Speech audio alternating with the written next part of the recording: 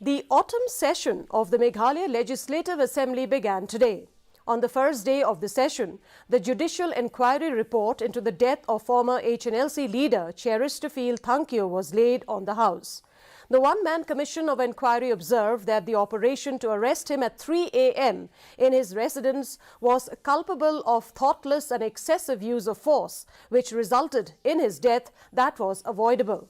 The House also paid rich tributes to several political leaders who passed away recently. Speaking at the obituary, Leader of the House and Chief Minister Conrad Sangma, Opposition Leader Mukul Sangma and other members recalled tall leaders like R.G. Lingdaw, J.D. Rimbai and others. On the first day of the session, National Law University of Meghalaya Bill, Meghalaya Fiscal Responsibility and Budget Management Amendment Bill 2022 were also introduced for the consideration of the House.